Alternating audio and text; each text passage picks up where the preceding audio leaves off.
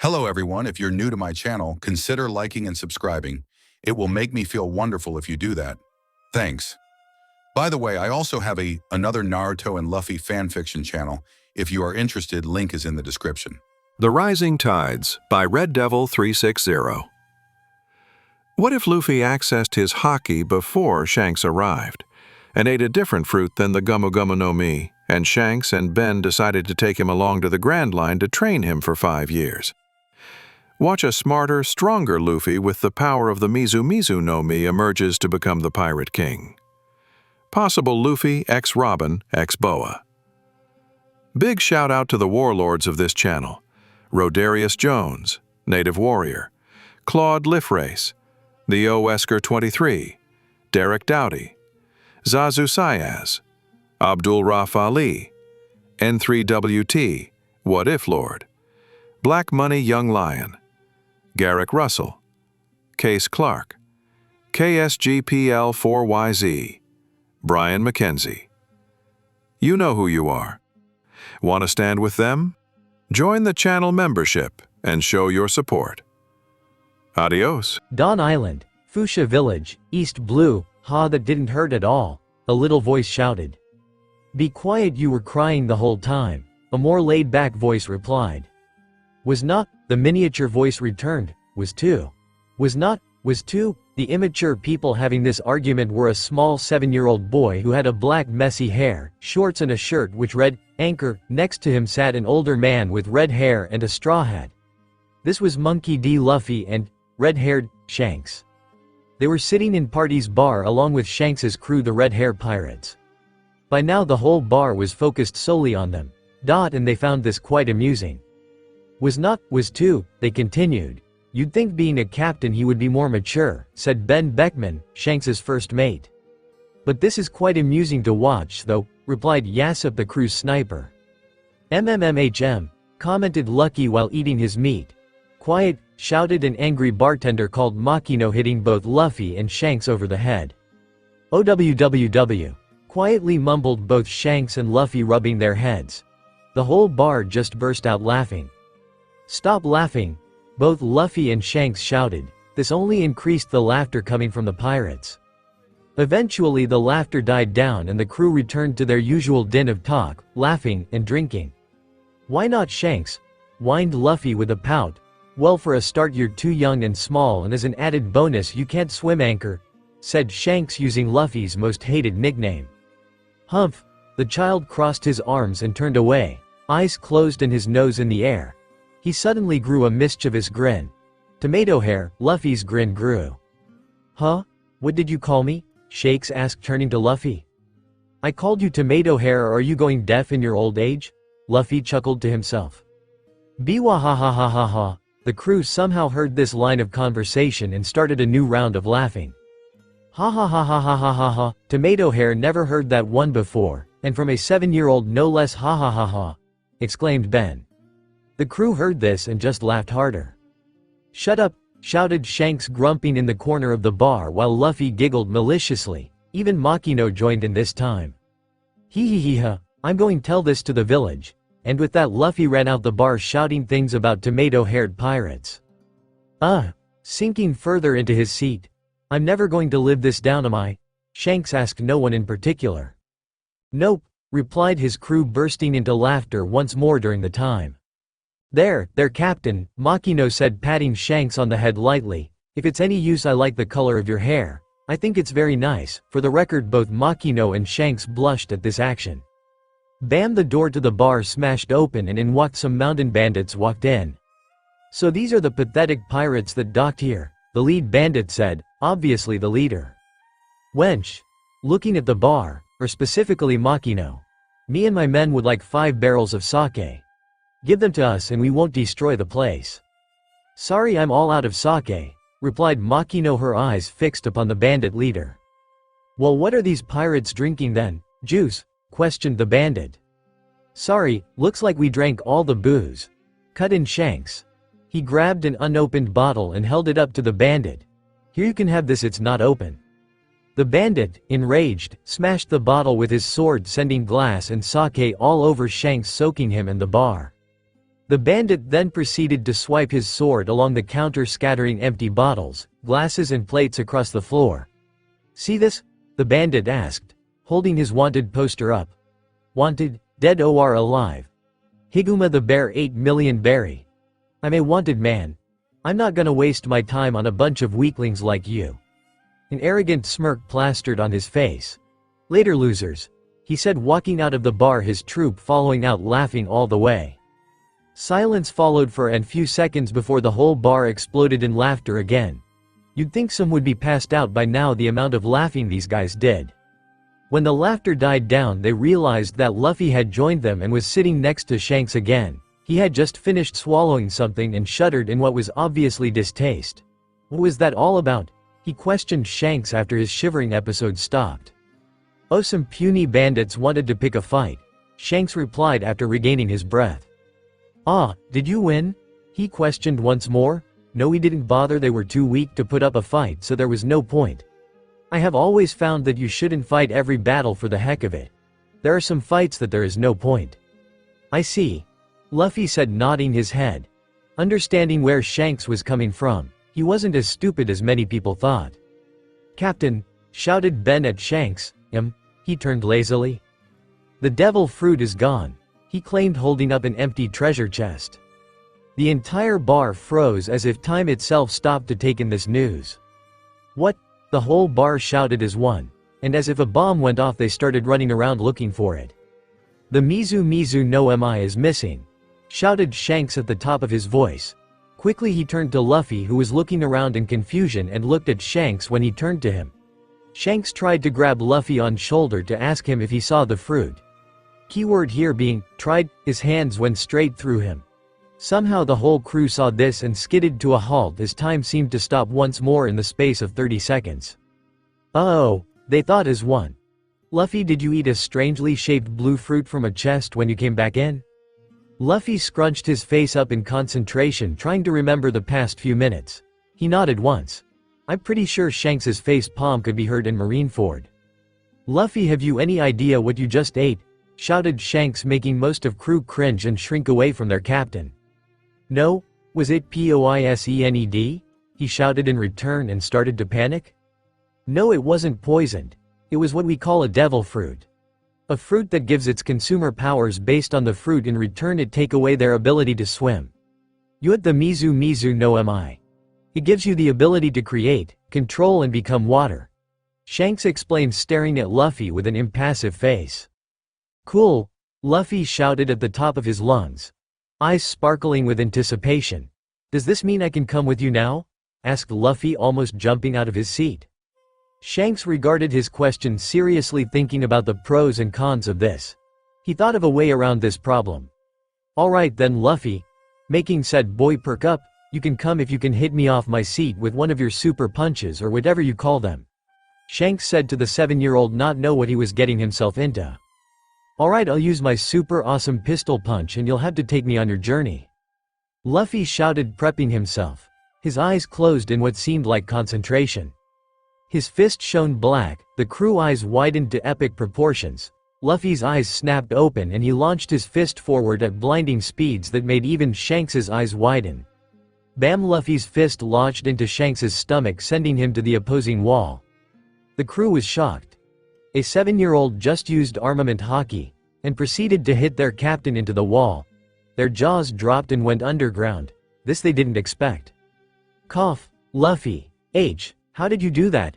he questioned Luffy, slumped against the way, hand on his stomach and eyes wide as dinner plates. "How do you know Haki?"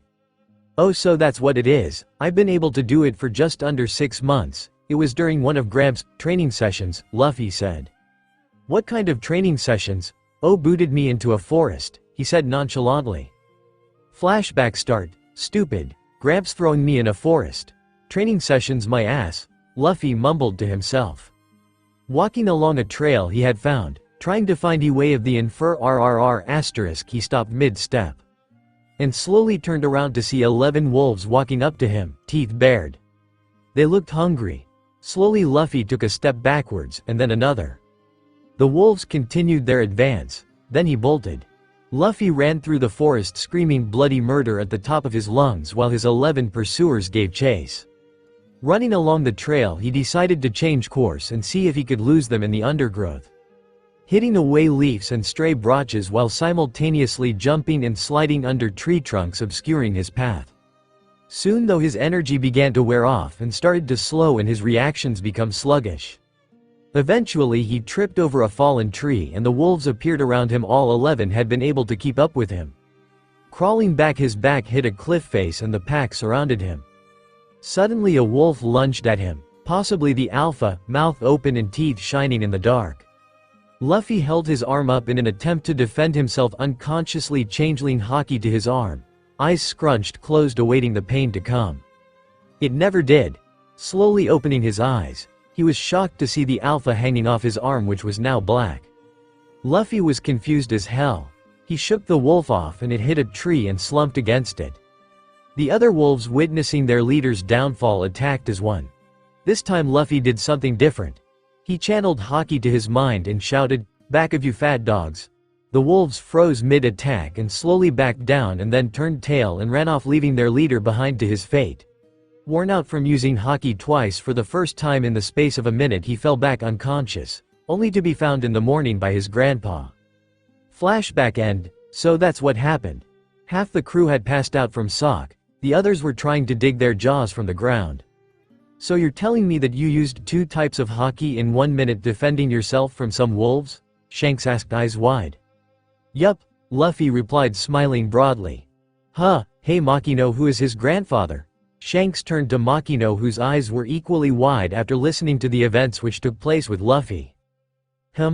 Makino snapped out her shock and looked at the red-haired pirate. Oh, it's Monkey D. Garp. Smirking as the other half of the crew passed out. Ah, okay, just what? Shanks yelled as his mind caught up to his mouth. Well, this means I can come with you guys now, right? Luffy asked, his head tilted to the side. Shanks looked over to Ben, who had by now recovered, and caught his glance. Have a whole conversation in the space of a second. Ben nodded to Shanks. Alright then Luffy, we will take you with us. We'll train you for 5 years and then we'll drop you off back here. We'll leave you with some money, supplies and books, and you can build your own ship and gather your own crew. That sound good to you? Yes, yes, yes, Luffy yelled excitedly, practically bouncing at the walls. Shanks smirked. Alright, we are leaving at the end of the week, so get ready for a 5-year to the Grand Line. The crew and Luffy cheered out loud for the coming adventures. 5 years have passed since that day, and Luffy and Shanks can be seen on the docks talking after the red hair pirates have returned from their journey to the Grand Line and to drop off their captain's apprentice. Before I forget, Luffy, what do you plan to do for the next 5 years before you can set off? Luffy is currently 12. Shanks asks Luffy, who is standing opposite him. Luffy hadn't had much of an appearance change. The most noticeable thing was the clothes he wore, and now standing a foot taller than before he set off. He was wearing a simple red tee and a pair of blue shorts with sandals. Also, his black hair was even more unruly. I'm going to use the supplies you guys gave me to build my own ship and the books you gave to improve my skills, while building up my devil fruit and Haki control, he answered Shanks. What about the crew to man the ship? Do you remember the slaves I somehow managed to free a year ago? He received a nod, both remembering that hassle. They asked about my dream before they left, and when I told them, they decided to join me on my quest to complete it. I met with them before we left and told them to meet me in Lougetown in 5 years, and in the meantime train from marksmanship and firing cannons to swordsmanship so they are ready for the Grand Line. Nodding as an acceptance of that answer, he said goodbye to Luffy and turned to leave. That was until Makino appeared. Luffy, seeing this, smirks and shakes Shanks' hand before walking off around a corner. Makino walks up to Shanks and puts a hand on his cheek. Be careful out there, Shanks. Smiling softly, she decides to be more daring and plants a small kiss on his lips and smiles up at him. It was then she realized something. Shanks was missing an arm. What happened? Shanks, smiling in return, places a kiss on her forehead. A little accident in the Grand Line a year ago, don't worry about it. And don't worry, I'll be safe, I promise. Shanks says, looking down at Makino. With a sudden thought, she asked, can I come with you? No, it would be too dangerous and I would worry about you too much. Why not? You brought Luffy along. Luffy had his logia fruit to help him, but he still got in trouble a lot. thinking back to a year ago. Makino nods at this and looks depressed at this. Without warning she lunges at him, pulling him into a tight hug. Shanks smiles sadly and hugs back. Luffy, who returned to ask Shanks a question, sees this and silently takes a picture on camera he got from God knows where. Separating, they kiss once more and Makino leaves. Luffy walks up to Shanks and quietly and stands beside him, who is still gazing after Makino. Elbowing him in the chest to bring his attention to him, he calmly states, "Be nice to her or I'll personally beat the crap out of you," and leave the scraps to Makino to finish off. Shanks, actually feeling threatened by the 12 years, smiles fearfully and nods frantically. Just as he was about to turn around, he suddenly realized he didn't know what Luffy's dream was. "Luffy, one more thing." What's your dream? You never told me." Grinning, he said, "My dream is to surpass all pirates and become the Pirate King." Yelling at the end, "That means I have to become better than you." He grinned mischievously, sticking his tongue you. A look Shanks didn't like. Smiling and takes of his straw hat and place it upon Luffy's unexpected head. "Is that so?" Smiling wider, he continued, "Better keep this safe for me then, nay?" Backing up and feeling proud at himself for training such a good apprentice. He looked and saw Luffy's shocked face. Kneeling down so they were eye to eye. "See you at the top, Luffy." With a final pat on the shoulder, and turned and walked back to his ship. Small time skip. Luffy, after walking around the village to get used to the layout again, when he finally arrived at Party's bar, the sun was just beginning to set, casting an orange and red glow across the sky. Walking in, he sat at the bar and started to talk with Makino. After a while, Luffy remembered something. "So you and Shanks, huh?" Makino went beet red at this. She started blabbering in denial, and realizing it was pointless when Luffy showed her the picture he took of them hugging by the dock, she shut up. "Don't worry, I won't tell anyone if that's what you worried about." Makino looks a bit embarrassed by this. Rolling his eyes, he said, "Here," while handing her the picture, "you can keep it. It's technically your anyway."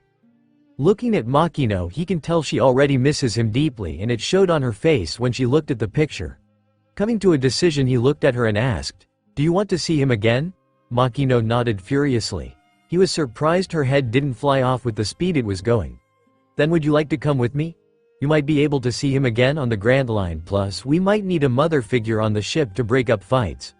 Grinning madly to himself. "But I don't know how to fight, and I don't exactly like hurting other either," she replied.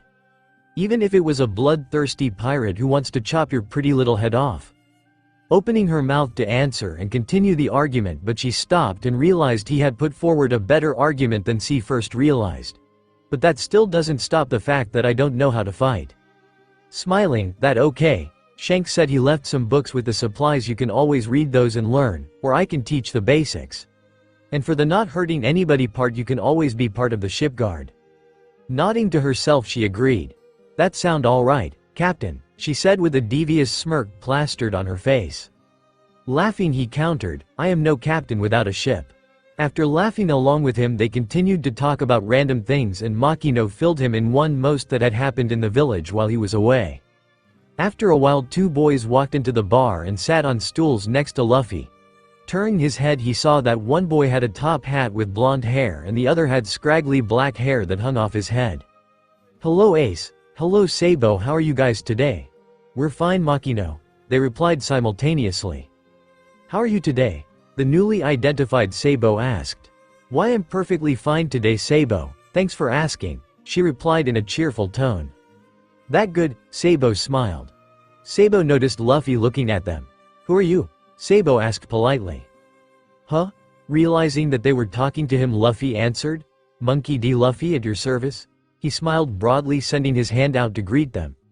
"Hi, I'm Sabo and this is Ace," pointing to himself and Ace respectively. "Wait, did you say Monkey D?" Ace asked. "Yeah? That my name?" returned Luffy, utterly confused. "What relation do you have with Garp?" Ace practically shouted. "He's my Gramps," a still confused Luffy answered. "Then we're practically brothers." Luffy shouted. "Yeah, Garp adopted me for some reason." "Huh," was Luffy's only reply. "If you his grandson, why haven't we seen you on the island before?" Sabo questioned. "Oh, I was trained by red-haired Shanks for the past 5 years," he said, not expecting much of a reaction. "Oh, what?" yelled both Ace and Sabo. They received a nod from both Luffy and Makino, who was listening on the conversation in amusement. "What did he teach you?" Sabo asked, awed at his new brother. "I have to admit I am interested as well," Makino put in. And so for the next couple of hours he proceeded to tell the trio on his trip to the Grand Line and what he was trained in, which included control on all 3 Hakis, swordsmanship, controlling his devil fruit power, which for some reason was very hard to accomplish and was still having trouble, his marksmanship, eating habits so he doesn't eat the ship food supply but still has his moments.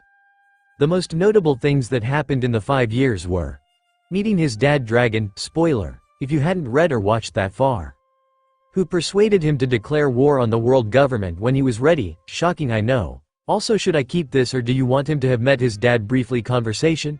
Having a duel with Mihawk, or as Luffy dubbed him, Haki, and gaining a rather large scar from his left shoulder across his chest to his hip, and somehow getting addicted to rum. How no one knew, as it was underage drinking. Pirates follow some rules, you know. Amazed at what had happened to Luffy, all they could manage was a simple, huh, in response. Looking outside, Luffy spotted it was already dark and excused himself, but not before promising to meet up his new brothers the next day. With a goodbye to all 3, Luffy left the bar to a clear which he knew Shanks put all the supplies before he left. Arriving at a surprisingly well-lit area, Luffy see many crates, barrels, chests and all sorts of other containers piled in the relatively large clearing. That is a lot of stuff. I thought he was exaggerating, he thought to himself. After spending some time going through the containers and making a list the supplies contained, he found roughly 500 million belly, enough atom wood to build the Moby twice over, a forge of sorts, books on carpentry and other things to keep his skills up, top quality weapons which included swords and pistols with the occasional rifle for when longer range is needed, navigational charts of the East Blue, a log pose for when he is in the Grand Line, and an eternal pose for Shanks's island if he ever needs him, cloth to make sails and hammocks out of, and finally paint. Stepping back to gaze around the clearing, he finally noticed a package on the ground wrapped in brown cloth with a letter addressed to him on top. Opening the letter, he read, "I hope you like these, Luffy. They are named blades we found in the New World a while back. The crew and I agreed to give these to you for your efforts during training and that.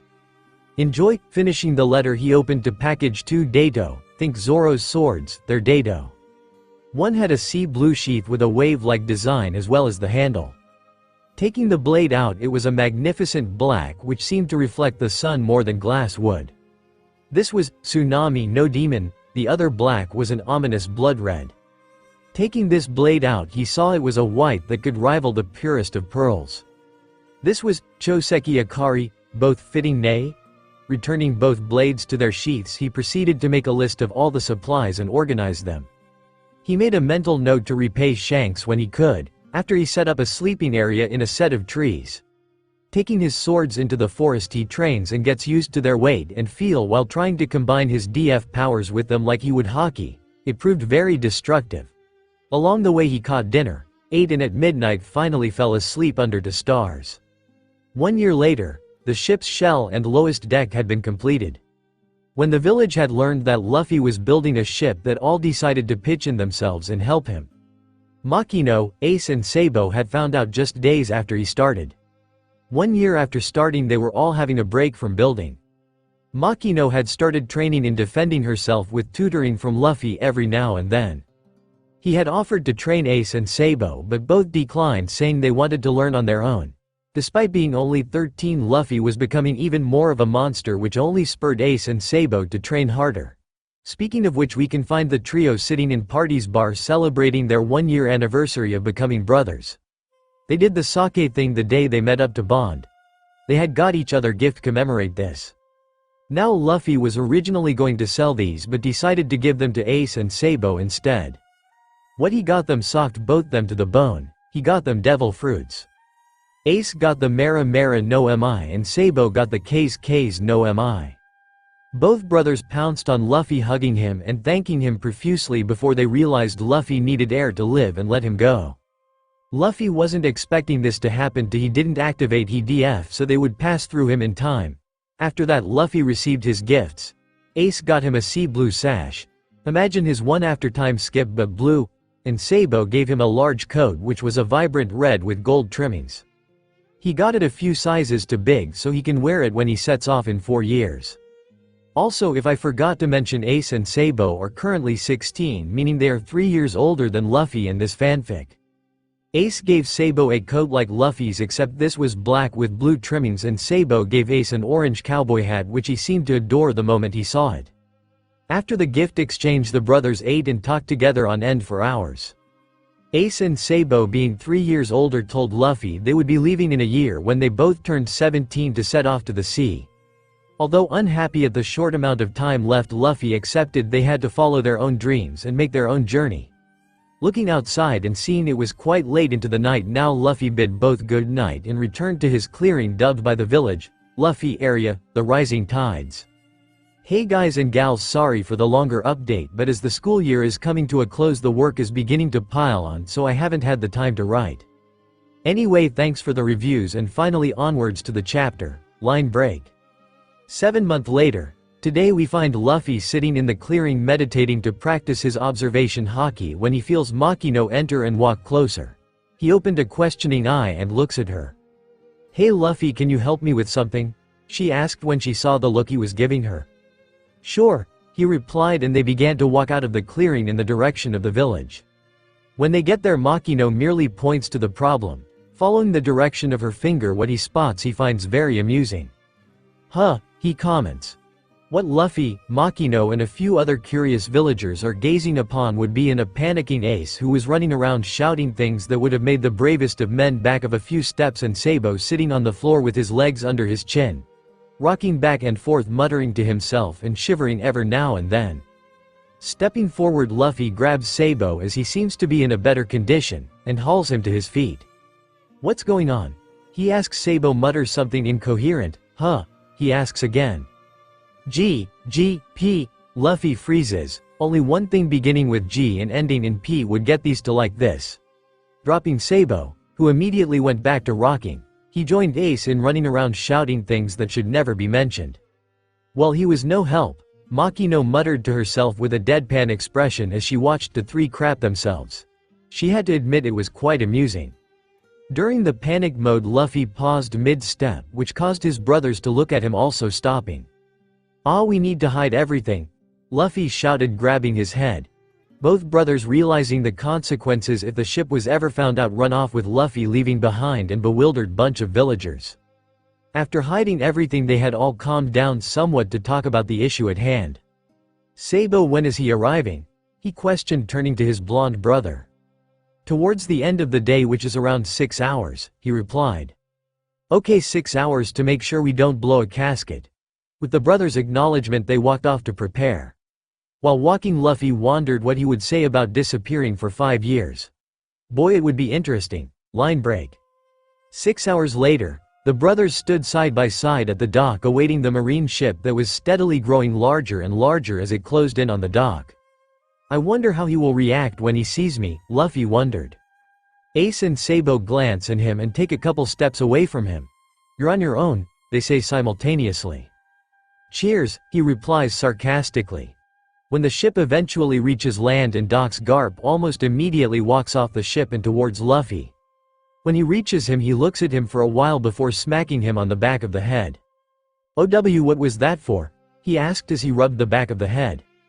"For making your old Gramps worry," Luffy then shocked even himself when he suddenly grabbed Garp in a hug. Shocked for a bit, he smiled and returned the hug. "I missed you," he whispered quietly. It wasn't long before Ace and Sabo joined the hug as well. Line break. After that moment, the D's and Sabo retreated to the bar to chat.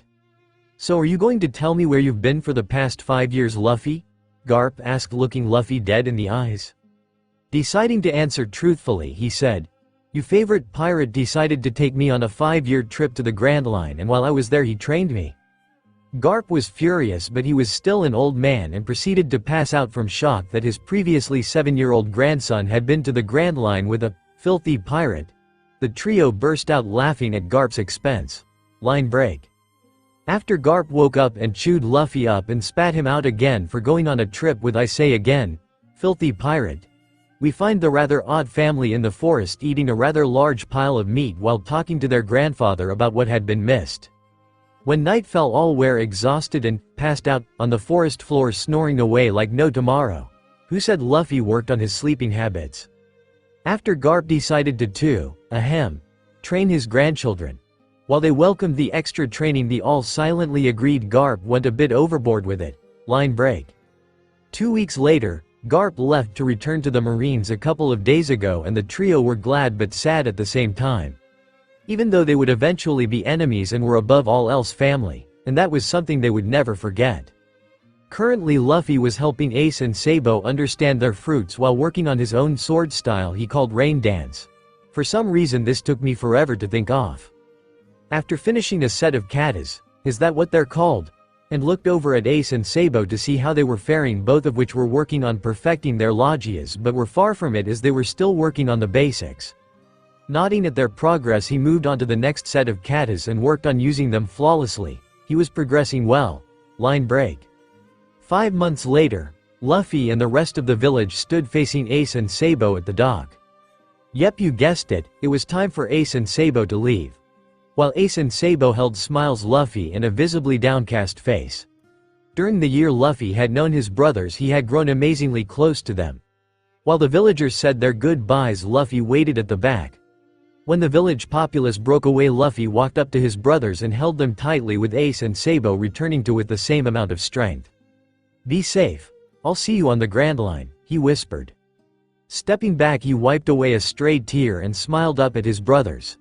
Smiling back, they waved to the village as they stepped into a boat Luffy had built as a going-away present. After they were out of sight, Luffy walked back to the clearing with Makino following behind.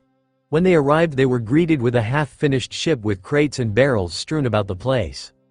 Smirking, he turned to Makino. We have a lot of work to do. Makino merely smiled in response. 4 years later. Dressed in a simple t-shirt and shorts, Luffy stood at the edge of a cliff overlooking the sea. A small smile showed on his face. It's almost time, huh? He asked himself. Now 17 years old, Luffy stood just under 6 feet by half an inch. His muscles were more defined and his body had filled out rather well, giving the appearance of an Olympic runner. Someone who had defined muscles but decked out like a boxer, rather than the lanky boy people he was thought to grow up as. This shocked a lot of people who thought this were a fact. It's almost time to leave, he said again to no one in particular. Power-wise, Luffy had grown immensely. His overall standing would be close to Admiral, but another half-year of training would fix that. Turning, he wandered back to the clearing to gaze upon the ship that was nearing completion. A week at most, he guessed. After all, they were merely doing aesthetics now. Tomorrow they would be moving the ship to a cove he found, so it would be easier to set sail on the day. Makino and a few other were painting it a nice shade of blue in places. The ship was massive. It had 5 levels, including the deck, 66 guns and 3 masts. It was a true masterpiece. The first level, deck, held the 3 masts, 2 big masts at the back with a smaller one at the front. Towards the back the captain's quarters were, which is quite large, stretching the width of the ship and about 20 feet back, making it a rather large room. Either side of the room were stairs that lead up to the helm, which was perched atop the captain quarters. The area in front of the quarters held stars leading to other levels. Level 2 were the living areas. At the back the first and second mate quarters were placed with a space in between for single cannon to be placed. The quarters were a large room about a foot smaller than half the width of the CQ and had their own bed and bathroom and a place to put personal items and clothes. The middle had rows and rows of stacked hammocks totaling to around 80. This area was separated into sectors. Each sector held 8 hammocks stacked in 2 lines of 4. Each sector had a number and had their own set of necessities, such as a small bathroom and an area to store clothes and personal items. Overall there were 10 of these sectors. At the front were the women's quarters, who had rooms like the first and second mate but smaller and hammocks instead of beds. Again, there was a gap in between the rooms for a single cannon to be placed. On this deck there were 10 cannons each side, totaling 22 cannons on level 2. Level 3 had the galley and the kitchen with a small food storage at the back. This was a simple level with the kitchen at the back with an open bar feel. Behind the kitchen was the food storage as well as another cannon. In front of the kitchen were 20 tables which could hold 4 people each. In front of the kitchen was a larger table which could hold around 12 people. This table will soon be named core crew. Another single cannon sat in the bow of this level and 10 other cannons either side separated by a wall from the main seating area. This deck had another 22 cannons in total. Level 4 had the main storage in the middle for the spoils of the journey.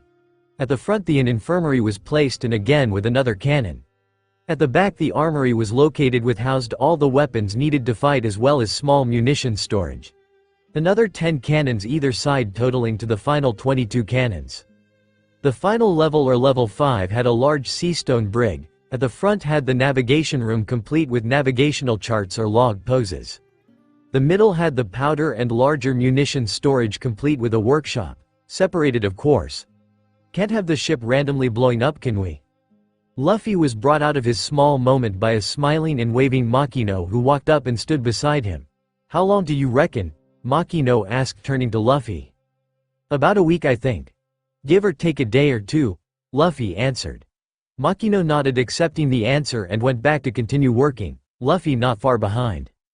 A week later, currently we find most of the population in the bar celebrating the completion of the ship which Luffy named Ocean's Freedom. It had been late in the evening when they finished so they agreed to set sail tomorrow afternoon. Off finally finished. Luffy said leaning against the bar with a bottle of rum in his hands. That was an exhausting couple of years. Makino nodded her head beside him agreeing. Despite having her own drink she continued to man the bar to help the celebration. Whoop Slap sat in the corner of the bar mumbling about something or other. The party continued for on into the night for a couple of hours until people could drink no more and returned stumbling home. The next morning, it was approaching the time to leave and Makino had just finished packing. Luffy was standing at the dock looking over the sea. Luffy allowed a small smile to grace his lips and he thought about what was about come. He talked to Makino and agreed they need a core crew and grunts. The core crew to be the powerhouses and take on the brunt of their enemies and the grunts to man the ship and be fodder of sorts to take the lesser enemies that they face. Gazing out to sea he saw many ships coming into view heading towards the island and fast. What's going on? He grabbed a spyglass nearby and looked over at the approaching ships. They were marine ships? What were they doing here? This group was too large for a patrol or visit. Moving the spyglass across the ship he spied the middle ship which was the largest. He spotted an admiral. Admiral Akainu. Is that right? Dropping the spyglass when he saw the admiral smirk at him, seeming to know that he was looking at him he realized what had happened. A buster call. The Marines found out about his heritage and his apprenticeship under Shanks. They wanted to deal with a cut before it festered and grew and became an infection. He turned and ran to warn the village but the Marines were already firing upon it so he turned in the direction of the bar to get the mayor and Makino. Bam! Luffy burst through the door of the bar and more explosions sounded of outside. Mayor. Luffy, what the hell is going on? Whoop replied in obvious panic.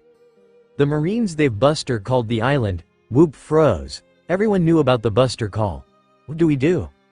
Save as many as we can. They will be landing in a minute. I'll hold them off, will you and Makino can everyone to my ship in the cove. What? Luffy no. Makino shouted. Makino, they have an admiral.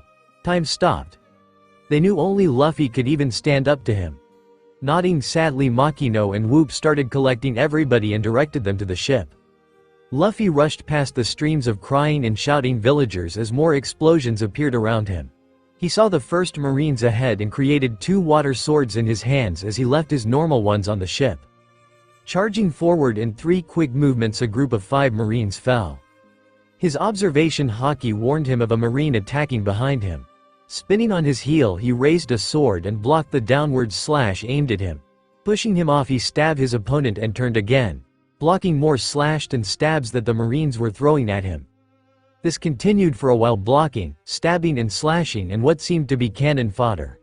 His Haki sensed a more powerful presence dropping towards him quickly. Thinking fast he rolled out of the way as a captain crashed where he had been previously standing. You guys keep appearing like flies, and you keep cutting us down like cattle in return. The man who answered appeared middle-aged and had slightly tanned skin.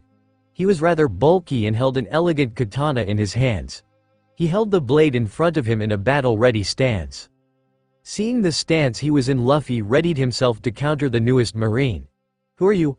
Why are you doing this? The opponents circled each other. It is all in the name of justice.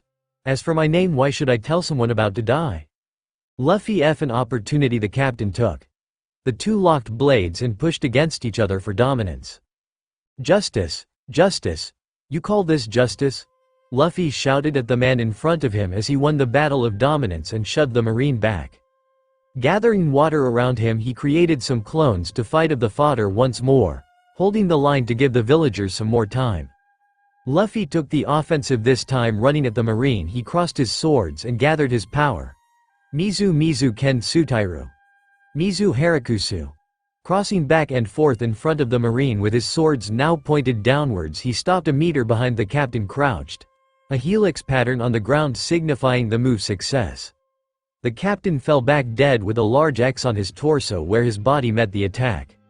Luffy snorted, "Kill me my ass." He decided to join the clones in the ongoing battle against the marines. A battle they were winning. Jumping in, he joined the fray of flying fists, swords, firing guns and water attacks. A good attribute to of these clones. He basically had his own army at his disposal. As the marines thinned out and routed, Luffy released the clones and started to head back to the ship. They had been fighting a good hour. One should be on board. Agreeing with himself, he turned and ran to the ship. When he arrived, he saw something that was unnerving.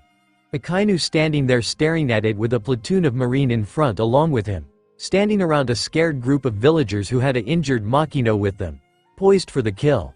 Creating for clones silently, he instructed them to attack the marine platoon while he went for Admiral. Caught off guard, the marines were easily cut down while they tried to reform their lines. As this happened, Luffy stood before a rather angry-looking Admiral. "So we meet again, Luffy. You sure have grown from that small child I saw 6 years ago. And you are the exact same stuck-up Admiral I saw last time," he replied while repressing memories for that day. Seeing his inner conflict, Akainu smirked. "Still having nightmare about that day?" Luffy's eyes narrowed. "So you want to play that game, do you? Only about that face you made when I hit you where it hurts?" He smirked in reply. "Two can play at that game." Enraged, Akainu charged Luffy with a fist cocked back aimed at his head. Ducking under the fist, he rolled away from him and reformed his swords and pointed them at the Admiral, who was shocked at the speed that Luffy moved. Turning, Akainu turned his right arm into magma and charged at Luffy, who released a sword and covered a fist in cold water. Running forward, he met Akainu's fist in an explosion of power which sent most people flying away. The ground cracked underneath the two as their elements battled for dominance.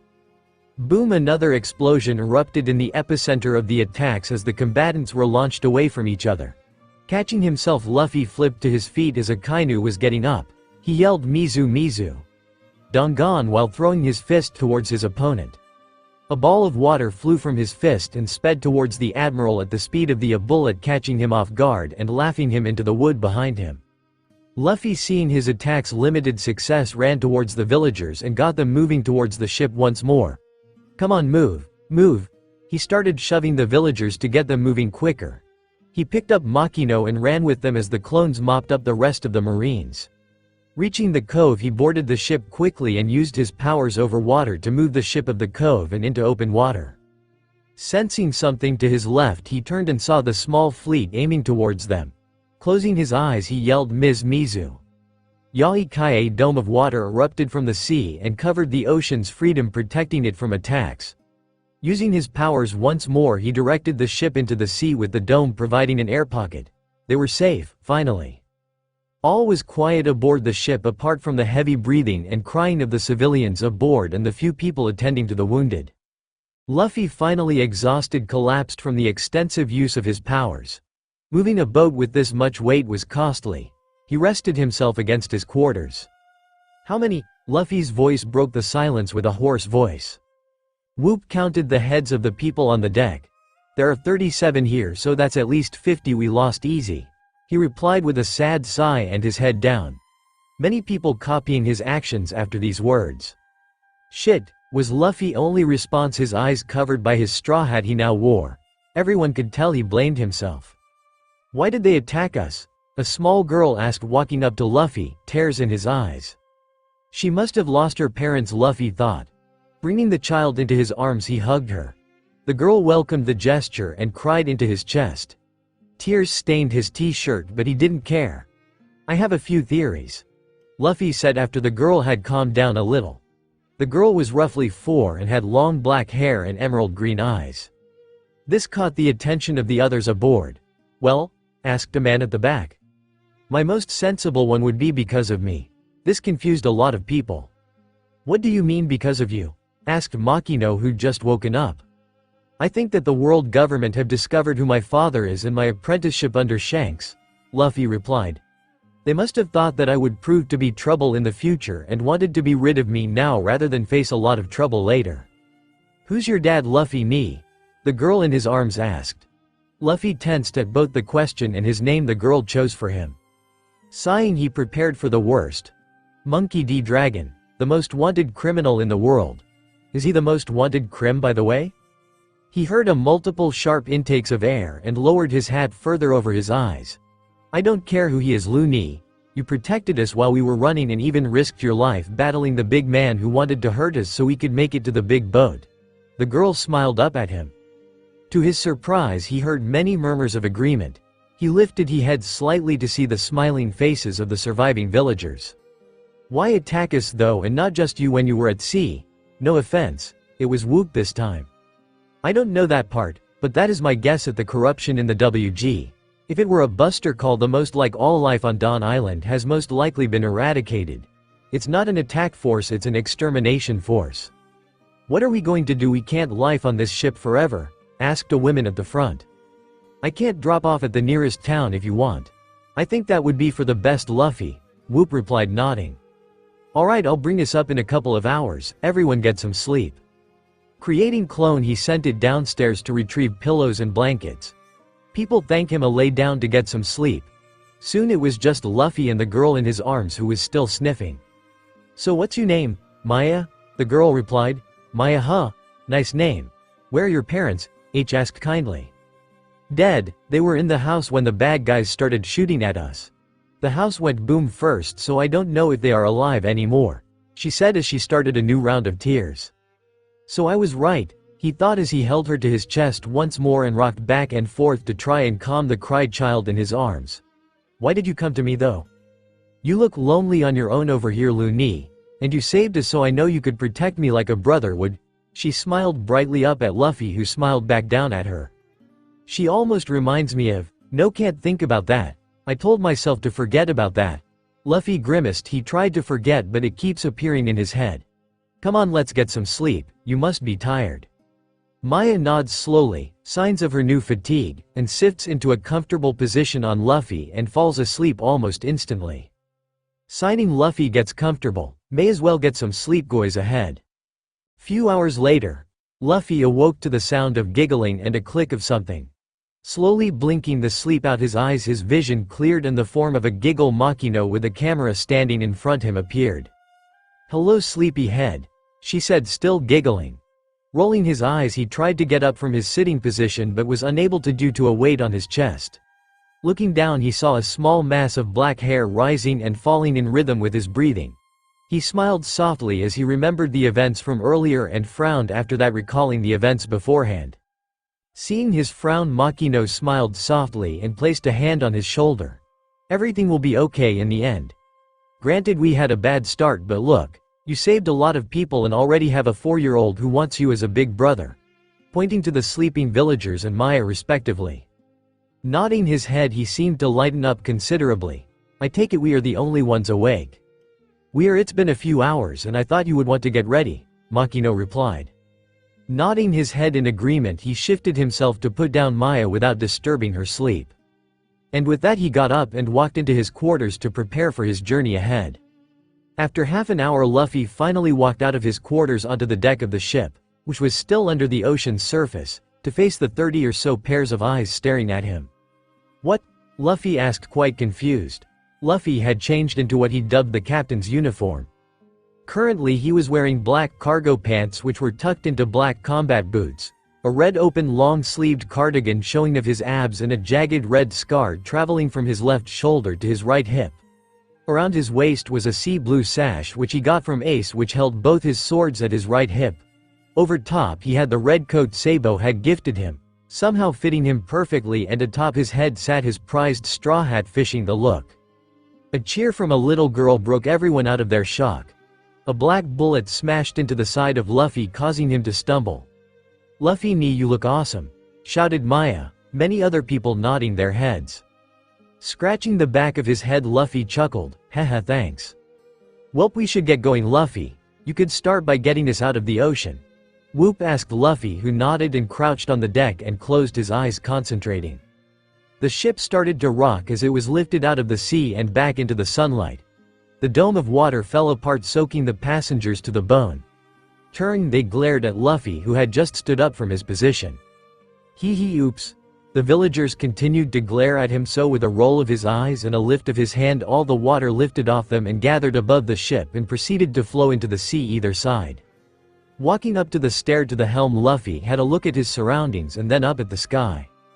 About 3 give or take half an hour. "Hey Makino," he yelled, walking up to the railing. "Yeah?" Makino replied. "Can you get me a map from downstairs, please?" Luffy asked. "Hang on," Makino agreed, walking down through the levels. After a few minutes, Makino returned with a rolled-up piece of paper and a compass and set it down on the deck for Luffy. Walking down, Luffy knelt by the map and took the compass and looked at it. Looking towards the sky once more and then at the map, Luffy began mumbling to himself and tracing lines on the map with his fingers. The villagers watched on eyes wide, as they never expected Luffy to be able to do this. "What's he doing?" a curious Maya asked. "He's trying to find out where we are on the map to decide where to go next," Whoop answered her. "Which do you prefer, Shelltown or Orangetown?" Luffy asked suddenly, his fingers pointing at 2 islands. Whoop looked around him at the exhausted faces of the villagers. "Which is closer?" "Shell," he replied. "Take us there then." Nodding, Luffy closed his eyes and the ship lurched forward, knocking a few people over. Luffy then got up and walked up to the helm and steered north in the direction of Shelltown. "Alright, we should be there in the morning, so do whatever. Dinner will be around 5 if Makino will be so kind as to cook for us." Makino nodded his head in agreement and walked up, as did many other people. Maya quite happily bounced up the stairs and stood by her older brother at the wheel and started chatting to him about anything and everything. Luffy just smiled and listened to his surrogate sister answering questions now and then. The next morning, Luffy was standing at the bow of the ship looking out onto the ocean and into the distance. After another hour of staring into nothing, an island finally appeared in the distance. Turning round, Makino appeared behind him, smiling. "Are we almost there?" she asked. Yago waked the others. A few minutes later, the villagers were all below deck awaiting arrival. They agreed that Luffy would check first if the villagers could stay on the island before they came up top to avoid drawing attention to them. Makino and Luffy stood on the deck with Maya on Luffy's shoulders, apparently her new favorite spot. "Hey Ni-san, what's that boat over there?" Both Luffy and Makino looked over to where Maya was pointing. A pink ship with red hearts and a duck figurehead at the front sailed into the distance.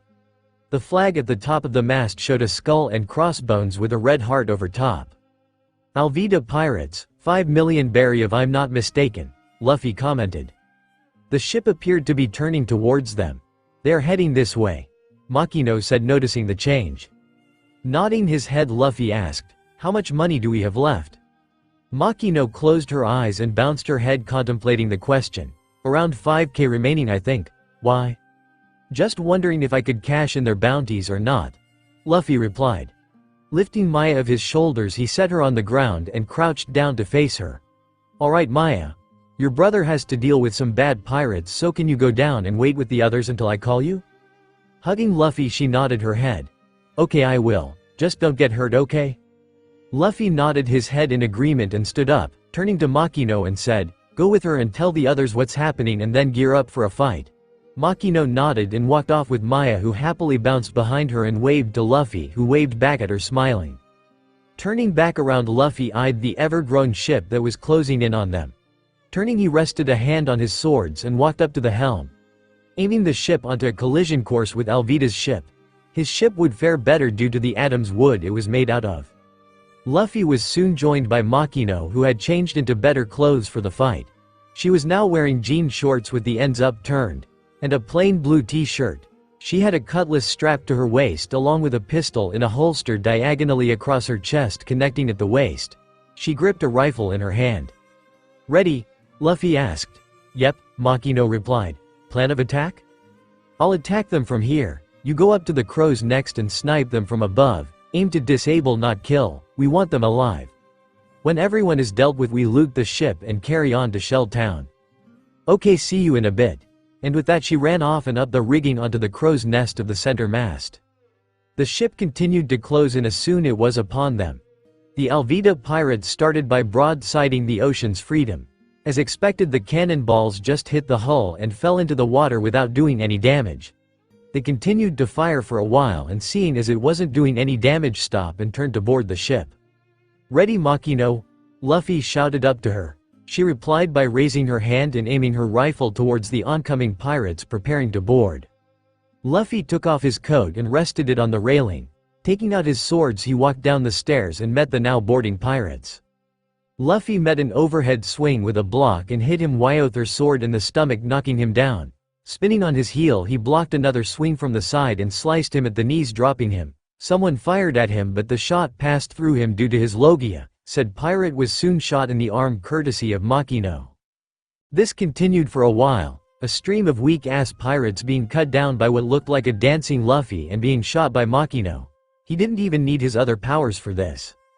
After a couple of minutes the stream stopped and sounds of gunfire and clashing swords were replaced by the noises of groaning and moaning men. Makino climbed down from the nest and stood by Luffy among the carnage. Sheathing his swords, he turned to Makino and smiled. "That was fun," he remarked. Makino merely rolled her eyes and giggled. "What now? Alvida is not among these guys. She must still be abode, thinking these guys would be enough. I'll go look now while you tie these guys up." Nodding her head, Makino retrieved some rope and tied up the pirates along with some clones Luffy left and proceeded to drag them to the brig on deck 5. Meanwhile, Luffy along with some more clones were searching the ship. Walking down a hallway, Luffy came across a door and walked in. It just so happened to the treasure room with quite a lot in. Must have just attacked someone, Luffy thought to himself. Creating more clones, he stared to sort and collect the loot in the room. Luffy was looking at an expensive necklace with a clone spoke up. "Hey boss." Luffy looked over to the clone to see him holding a locked chest which had been opened by the clone. "Take a look at this," he said, chucking the box to Luffy, who caught it and opened it. A wide smile spread across his face. Who'd Avenue thought they had one of these, he thought. After finishing in the treasure room, Luffy headed back topside, with the chest under his arm, along with a line of clones tracking behind him, with bags of gold and jewels over their shoulders. Arriving at their destination, Luffy was greeted with a sight of 2 Luffy clones confronting a really fat lady with an iron mace by her side, who looked like a cross between a whale and a bulldog, and a small pink-haired boy cowering behind her. The clones noticed Luffy coming and shouted, "Hey boss, we found a whale." The other clones snickered in the background while Luffy just smirked. "Alright, I'll take it from here, and you lot take the loot back to the ship and put it in storage." A chorus of "yes sirs" and 2 splashes of water followed his command. Luffy continued his walk to Alvida while the clones worked their way aboard the Ocean's Freedom. "Who are you?" Alvida shouted at Luffy and he got closer. Luffy merely shrugged his shoulders and said, "A startup pirate who just captured your crew and stole all of your gains, nothing more nothing less at the moment." "Do you have any idea who I am, boy?" Alvida questioned. Luffy looked Alvida up and down, and then looked up at her with a narrowed look and a tilted head and stated more than asked, "I don't know a whale?" Alvida shook with rage and charged at Luffy, her iron mace held high. Getting close, she swung down hoping to hit a target. Luffy rolled his eyes and dodged under the swing, tripping her along the way, sending her rolling across the deck to the other side in a daze. Standing, Luffy turned his attention to the boy now by his side, still quivering. "And who might you be?" he asked. The boy jumped back as if surprised to see him there with fear in his eyes. He looked between the dazed Alvida and Luffy, who was looking at him with an eyebrow raised. Gulping, he gathered his courage and stuttered out, See, Koby, sir." "Koby him?" Luffy asked. He received a nod in return. "And what's a boy like you doing on a pirate ship?" Seeing the boy before him meant no harm, Koby stopped quivering but still held the fear in his eyes. "I'm being held hostage. I was going fishing one day and mistook this ship for a fishing boat and climbed aboard. The pirates captured me and forced me to be their cabin boy in return for my life." Luffy just stood there with a dumbfounded look on his face, of which Koby noticed. "What?" he asked. How do you mix up a bright pink ship, with a pirate flag on the mast, might I add, with a fishing boat which would be half the size?" Koby blushed, but he at least had the decency to gaze at his own feet. Luffy, using his haki, felt Alvida moving behind him, and turned to look to see her beginning to stagger to her feet using her club as leverage. "Hey, what's your name anyway?" Koby asked. "Luffy, Monkey D. Luffy, future Pirate King," Luffy replied, grinning. Koby's eyes widened at the added title. Pirate King?" he managed to stutter out. But that's impossible. The Pirate King is the most dangerous and richest pirate on the planet. You'll die, no doubt about it. Impossible. Absolutely impo." Koby was cut off when a fist softly but firmly bopped him on the head, interrupting his speech. "I don't care if it's impossible. I don't care if I die. Being Pirate King is my dream. And if I don't succeed, I'm gonna sure as hell die trying, because dreams are always worth fighting for," Luffy told Koby angrily, but finishing softer. Koby looked up with admiration in his eyes and looked quizzical for a moment before speaking up. "Do you think I can do it?" he asked. "What, be Pirate King?" "No, that's my dream," Luffy said with a confused look on his face and an eyebrow raised. "No, do you think I can be a Marine? It's always be my dream to catch bad people like Alvida." "A Marine, huh?" He received a nod. "I don't see why not. Dreams are always something to fight for, and even if you die, hey, at least you died doing something you enjoyed." "What was that, Koby?" a voice yelled from the other side of the boat. Turning, they saw Alvida standing up again, maybe a bit ruffled, but otherwise okay. Nothing. Lady Alvida," Koby replied right back to stuttering. Luffy rolled his eyes in exasperation and shook his head. "I thought I was getting somewhere with him." Meanwhile, Alvida was not convinced of Koby's answer, as she heard it quite clearly. "Okay, Koby, who is the most beautiful woman on the seas?" Luffy had to hold back a snicker at the question. Why, Koby started to say. Koby was about to say, "You, of course," but before he did, he glanced at Luffy, who was sending a curious look at him. "No, I will fight for my dream, not you, you old hag." That was it. Luffy couldn't hold it anymore and burst out laughing. "What?" Alvida yelled in outrage and ran towards Koby, mace held high once more. This time Koby stood tall and awaited his fate. His eyes closed tightly so he couldn't see Luffy unsheathing a sword and stepping in between them. Clang! The sound of metal on metal made Koby open his eyes a touch. His eyes widened further when he saw Luffy standing in front of him, his blue sword in a backwards grip, holding the mace back without any difficulty. "Well done, Koby, you finally faced your fears. I'm impressed," Luffy commented, still holding the mace. Currently Alvida was shocked. She was wondering how this boy could hold up her mace with a single sword. How? Luffy just shrugged. "I'm stronger." And with that, Luffy launched a small burst of Haoshoku Haki at her, knocking her out. Re-sheathing his sword, he turned to Koby, who was behind him. "I'm heading to Shelltown. I've heard there is a marine base there. You can join up there if you want. I'll give you a lift." Turning back around, he picked up Alvida's leg in one hand and her club in the other and proceeded to drag her across the ships and into the brig. Coming back to the top, Luffy was greeted with a bouncing Maya and Koby looking around the deck. "Alright, let's get going," Luffy said, walking up to the helm. Using his powers, he got the ship moving again and sank Alvida's ship. While he was sailing, he put his coat back on and picked up Maya to put on his shoulders again. It wasn't until a few minutes later that they were joined by Makino, but she wasn't alone. In front of her stood an orange-haired girl, Bikino's sword. "Who's this?" he asked, looking over to them curiously. "I found her snooping around the ship after I put the prisoners away and cornered her when she tried to run," Makino replied. He turned to the girl. "Are you going to tell me what you were doing on Alvida's ship and coincidentally now my ship?" he questioned with a stern gaze. The girl looked confused. "How did you know I was on her ship? Where else could you have come from? How do you know I didn't get on at your last stop?" Everyone bar the girl tensed as they remembered yesterday's events. Luffy immediately turned away and back towards the sea. Maya buried her head into Luffy's hat and Makino looked down, a frown appearing on her face and the grip on her sword slipping. "Because I would have sensed you boarding," He answered quickly. Now I will ask you again, what are you doing here? He asked firmly, his hand shifting down to his swords. Seeing hand move, she took the hint and answered him.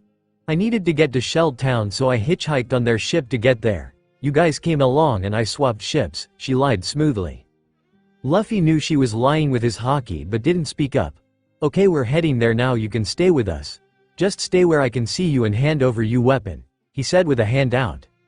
Weapon? What weapon? You mean you don't have a bow staff strapped to your back? He asked with a quizzical look and his head tilted. The girl gasped a little and then sighed as she reached for her bow staff behind her back and handed it to Luffy, who put it in his pocket. Thank you. Let her go, Makino, but keep an eye on her, Luffy said and turned back to the growing island. Arriving near the island, anchored the ship and boarded a rowboat to go the island along with Maya, Koby and the girl. Makino said she would stay on the boat. Arriving at the docks, they all got off and Luffy turned to Nami and handed her bow staff. Here you are, now off you go, he said while making a shooing motion with his hands, and with that she ran off. Turning to the others, come, let's get to the marine base, Luffy said, but just as he finished, a small growl made itself known. Both Koby and Luffy turned to Maya, who was standing beside them, who just gave a sheepish smile. On second thought, let's go eat first. So they started walking down the streets and eventually came across a bar to eat at. Walking in, they sat down at the bar and a woman came up to them. What can I get you? She asked in a cheerful tone. A glass of orange juice, please, Koby answered. Maya sat with a pondering look upon her face as she looked at a menu. Apple juice and spaghetti, please, Maya finally answered, smiling. A bottle of rum and anything you can tell me about what goes on around here, Luffy asked and answered. The lady came back after a few minutes with the drinks, placing 3 glasses and a bottle of rum down. The food will be ready soon. As for the info, I guess I can help you. The village is like any other, I guess. The marine base here is run by a dictator marine called Captain Morgan. He forces people to worship him and make us pay tributes to him. His son Helmeppo, who uses his father's name to get everything to terrorize the town. Recently he arrested pirate hunter Zoro because he killed his dog who were going to attack my daughter, the lady said. Zoro? As in Roronoa Zoro? The swordsman who uses 3 swords? Luffy asked. Yes. Why? The lady asked, curious. I've been looking for him. You wouldn't happen to know where he would be, would you? I guess at the marine base. Luffy stood up and made his way to the door. I'll be back in a bit. Maya, stay here with Koby, please. As Luffy walked down the street, he drew curious looks from his attire, but he ignored them and continued on his way until he came across a wall standing before the marine base and a ladder parked up against it. Curious climbed up the ladder and peered over the side and saw a girl standing in front of a man tied to a cross.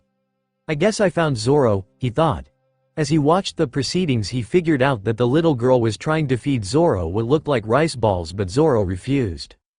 Eventually the gates to the little area opened and in walked a blonde-haired man in a bowl cut and a small group of marines behind him. Leaning closer, he started to hear the conversation.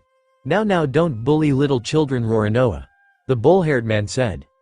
Well, if it isn't Bastard's son, Zoro replied. Now Zoro, but please, I know you're a cold-hearted person, but is bullying children really necessary? Looking towards the girl, he said, now what do we have here?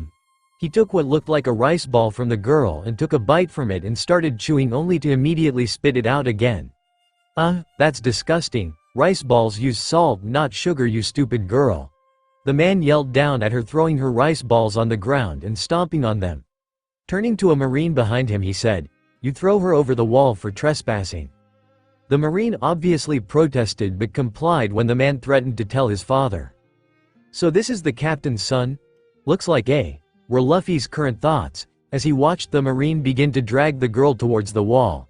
He saw in his eyes deviate to him, giving him a pleading look. Luffy nodded and jumped from the wall to catch a screaming girl flying over it. Catching her, he set her on the ground. You alright? He asked, smiling gently down at the girl in his arms. The girl, who was now looking up at him, nodding her head. Thank you, mister. Luffy smiled. It's alright. Now what's your name and what were you doing in there? He asked. My name is Rika and I was trying to feed Zoro because he hasn't eaten in weeks, but then Helmeppo came and he got the marine to throw me over the wall and then you caught me. Okay then, why you wander off home and I'll go talk to Zoro. Rika nodded and ran off back in the direction of the town as Luffy got back up and leapt over the wall and headed in the direction of Zoro. Stopping in front of him, Zoro looked up and narrowed his eyes. "Who are you?" he asked. "Luffy, Monkey D. Luffy," he replied, taking off his hat in an exaggerated bow. Zoro grunted in return. "Why are you here?" Zoro asked. "I come with a proposition for you," Luffy said. Zoro merely raised an eyebrow. "I wish you to join my crew." "You a pirate?" Zoro asked. Luffy nodded. "Then no," Luffy frowned. "What is your dream in life?" Luffy asked. This confused Zoro, but he answered anyway. "To be the strongest swordsman in the world." Luffy couldn't help but laugh. "What's so funny?" Zoro questioned, quite offended. "You laugh want to asterisk laugh be greatest swordsman laugh, yet here you are laughing East Blue laugh tied to a cross." He managed to get out, still laughing with Zoro glaring at him. After calming down and catching his breath, Luffy looked to Zoro. "Sorry about that. But why no?" "Because you're a filthy pirate, you're S. And the marine captain here isn't," nodding his in the direction of the marine base. Zoro nodded his head and looked at Luffy curiously. "What are you getting at?" he asked. "There are bad marines who are meant to be the good guys," doing air quotations on the good part. "So why can't there be good pirates who just want to sail the sea without having to worry about laws and taxes?" "I take it you're one of these pirate," Zoro said. "Indeed I am. I aim to Pirate King. He is the man who has the most freedom in the world. And that is what I want." Zoro looked at Luffy as if he was contemplating something. "I take it you were trained to use those swords," gesturing to the two on Luffy's hip. Luffy nodded. "By one of the best. I could give Mihawk a good duel."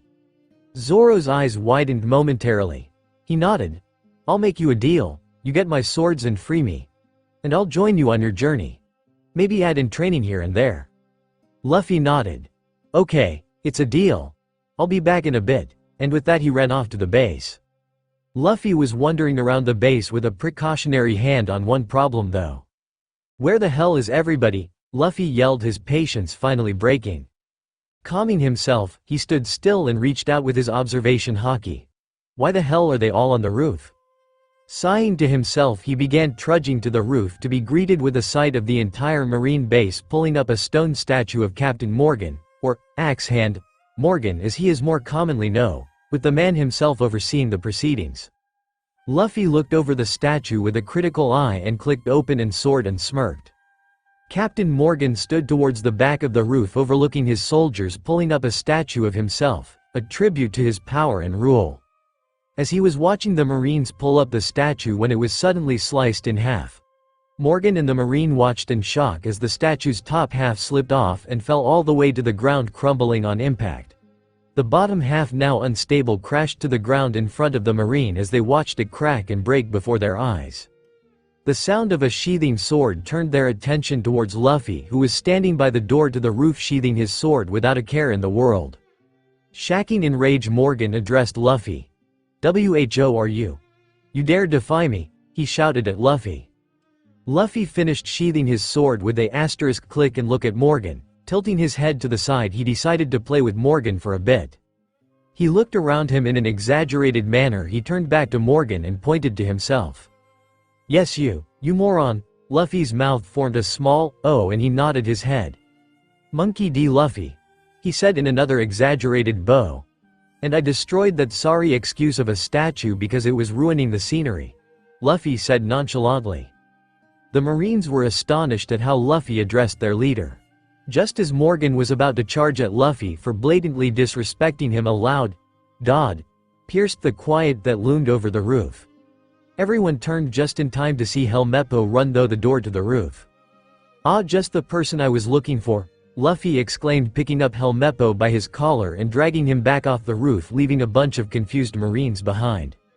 Currently Luffy was marching through the halls looking for Zoro's swords. "Alright, Onionhead, where are you keeping Zoro's swords?" he questioned the man he was dragging behind him.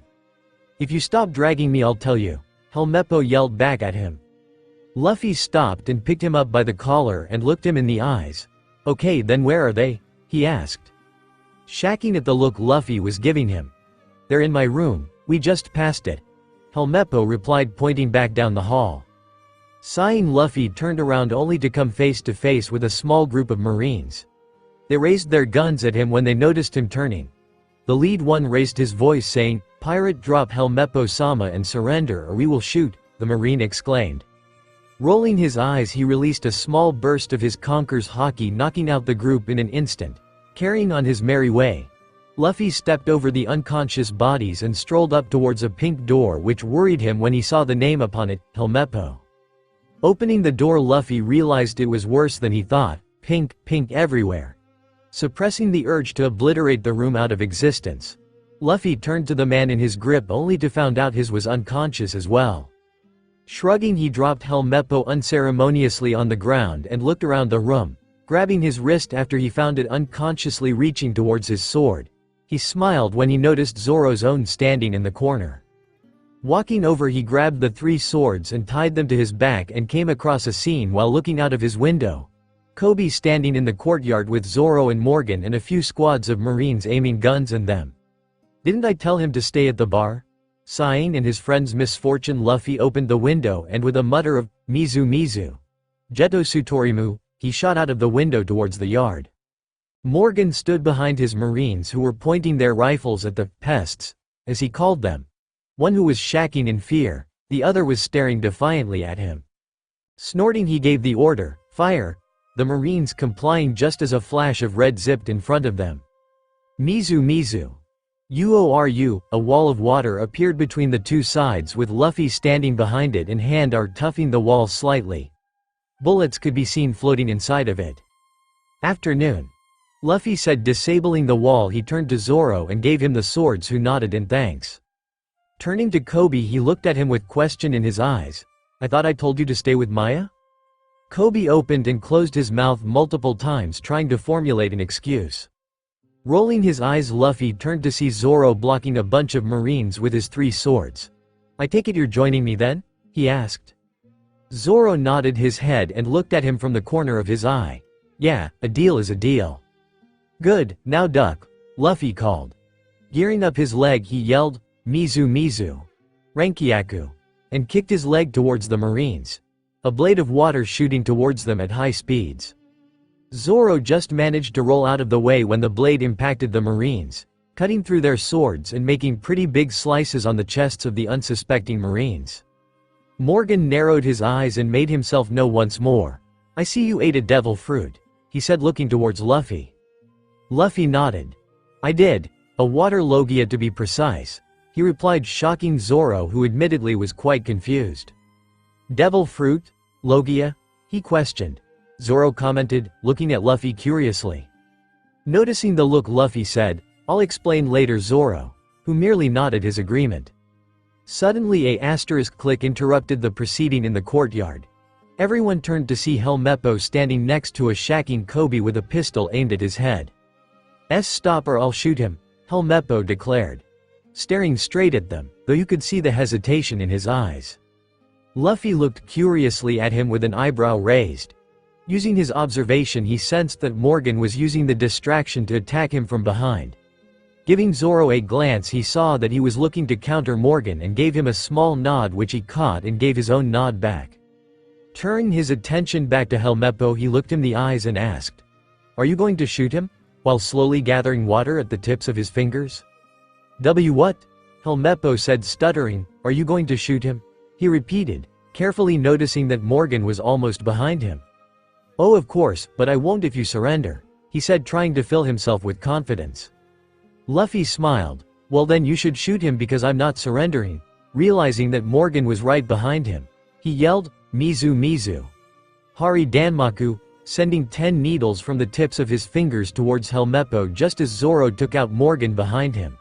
6 of the needles went to his arm, disabling it, and the final 2 stuck to his knees, making him collapse from the lack of support. That was easy," Zoro said, breaking the silence. "Meh, it was to be expected. We are only in the East Blue," Luffy reminded. Both turned at the sound of thumping boots to see a couple dozen Marines at the gates to the courtyard. They looked ready to attack when they noticed Morgan on the floor and immediately began cheering. "Seems he wasn't well liked here," Luffy speculated. "Can you blame them?" Zoro countered, smirking. Luffy just shrugged in agreement. The cheering continued as the three walked back to the cafe. As they entered, Luffy was tackled once more by a black blur. Suppressing a grunt from the surprisingly strong 4-year-old, he caught her and hugged Maya. Maya giggled when Luffy stumbled once again. She cheered and exclaimed, "Yay, Ni-san, did you beat up some bad guys?" Luffy chuckled and ruffled her hair. "Of course. Who else was gonna do it? This guy?" he said, jerking his head in Zoro's direct response, and then face-planted. Was Luffy's only comment. A muffled moan was heard from Zoro. Food was heard next, also muffled. Luffy turned to Zoro with a concerned eye, and looked towards the woman behind the counter who was looking curiously at the scene. "Buffet for one, please." One buffet later. "Burp. You're excused." Luffy replied to Zoro's outburst while nibbling on a sandwich he decided to get himself. But while he may look it, he was deep in thought about what to do with Maya. "Thanks," Zoro said, leaning against the bar, patting his stomach. A tower of plates beside him, a bewildered head popped out from behind them. Ririka, the woman's name that they later learned, looked shocked at the amount of food Zoro ate. Bam! The door to the cafe slammed open and a squad of Marines piled in. The leader stepped forward and spoke in a clear, deep voice addressing the group. "Are you pirates?" he asked. "More or less," was Luffy's reply. The leader raised an eyebrow at the weird answer. "Then please leave. While yes, you did save our town, so as thanks we won't arrest you." Sighing, Luffy agreed. "Okay, we're leaving, but before we go I need to speak with you about something." The captain looked skeptical but nodded anyway and followed Luffy out of the cafe. It was a good 20 minutes before both re-emerged, but eventually the captain agreed to take the refugees and pay the bounties of the Alvida pirates. This is where we are now. The Ocean's Freedom was docked in Shelltown's port and the Alvida pirates were taken into custody by some Marines and the refugees had all left.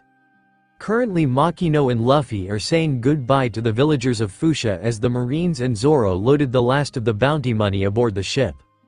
He was talking with Whoop when he felt something tugging at his coat. Looking down, he saw Maya looking up at him curiously. "When are we leaving, Luffy ni?" she questioned. Luffy sighed. Truthfully, he wasn't sure if he should take her with him. She was 4 for crying out loud. A pirate ship was no place for a child, but he didn't want to leave her alone again, especially after she lost her parents a day ago. It would break her if she lost Luffy as well. He decided to let her persuade him. Luffy crouched down to her level and looked her in the eyes. "Why do you assume that you are coming with us?" he asked. Maya's face fell. "What do you mean?" Luffy sighed. "Maya." He sat on the ground and pulled her into his lap and hugged her close. "I'm a pirate. You know this, right?" Maya nodded. "It is because of that you can't come. I can't fight Marines and other pirates while defending you at the same time." "But why not?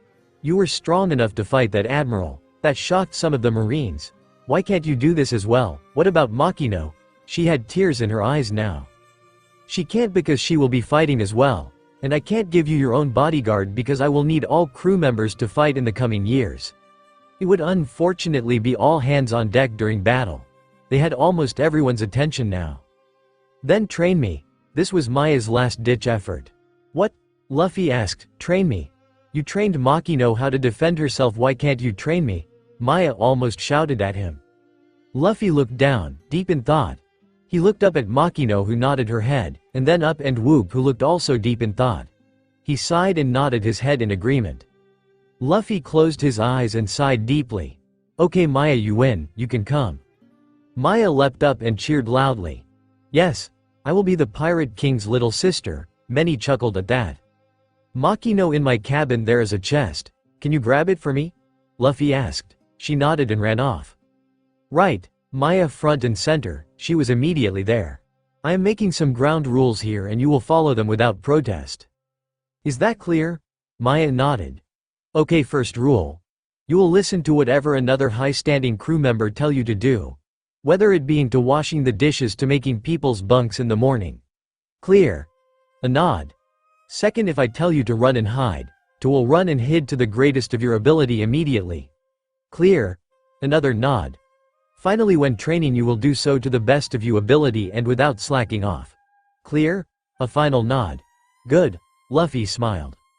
Makino came down the gangplank with a chest under her arm. "Here you are, Luffy." "Ah, thanks. What's in the box, Luni?" asked Maya. This is something to help your training. He opened the box to revel. A devil fruit, Makino breed. Indeed, I found it on Alvida's ship. I was originally going to sell it, but I seem to have found a new use for it.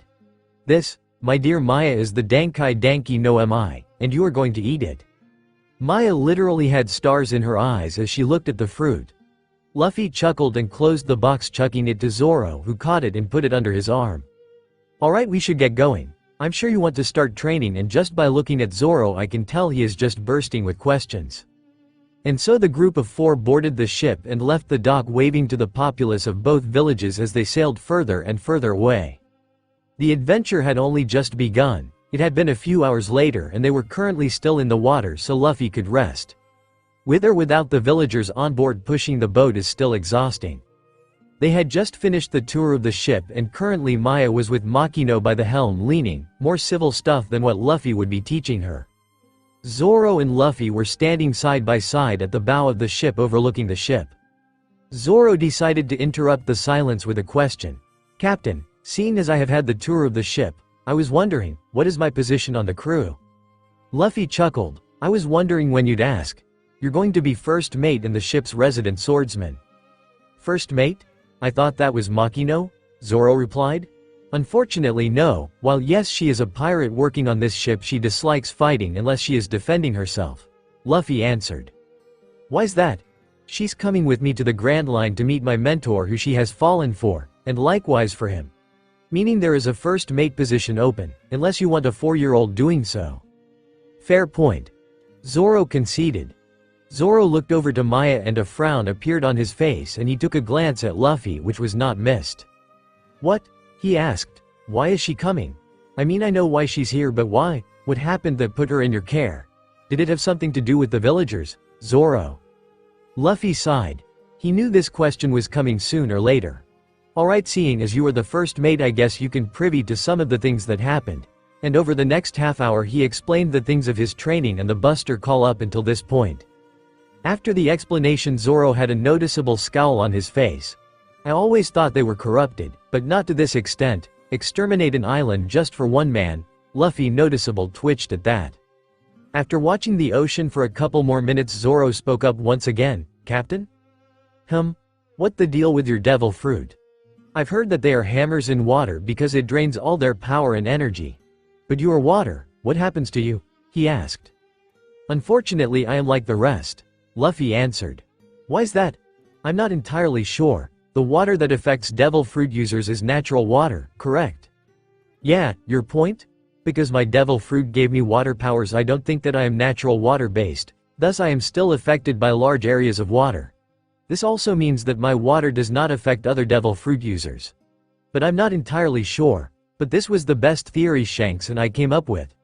But still, being water based, I have limited control over the natural sources of water which I can use to my advantage, thankfully. Shanks? As in red-haired Shanks? He was your mentor? Zoro asked, looking shocked. Yep, him and his crew. We sailed the Grand Line for 5 years. Best 5 years of my life yet. Then why are you going back? Because I want to start my own journey, from scratch. Most people would kill for a head start, but not me. I'm gonna become Pirate King all the way from the bottom. Luffy concluded. Zoro nodded, accepting the answer. Hours later and other pointless conversations, Luffy felt his power return and decided it was time to start moving again. Come on, if we get going now we'll be there by tomorrow afternoon. It was around midnight and a Luffy clone was sailing the ship as the others rested. All was quiet on the ship apart from the soft sound of waves against the hull and the breeze in the sails. That was until a piercing cry engulfed the ship, alerting everybody on board and throwing Luffy out of his bed when he recognized the person that it came from. Practically falling down every step in a sleepy daze, Luffy arrived at the women's quarters and entered, only to be blindsided by once again a black blur, which this time actually knocked him off his feet and out of the door. Instinctively he wrapped his arms around the hysterical girl and held her close to his chest, rubbing her head as she sobbed into his chest.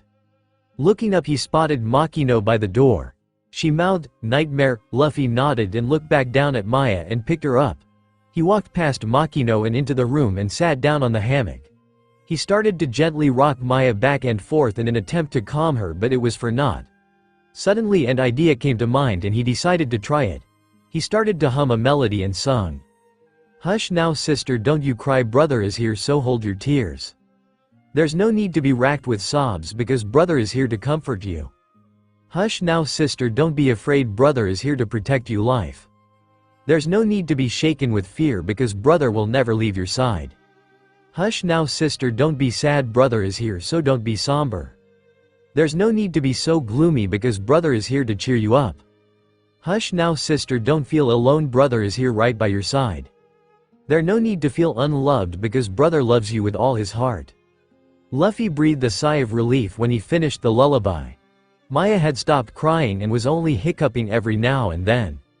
Looking up from Maya, he saw Makino with a soft smile on her face and tears in her eyes from the melody Luffy sung, and even Zoro was there with what looked like a smile, leaning against the doorframe. You alright now? Luffy asked, directing his attention to the girl in his arms. He received a nod as his answer. He turned to put Maya down in the hammock, but she wouldn't let go of him. Do you want to come sleep with me? Another nod. Alright.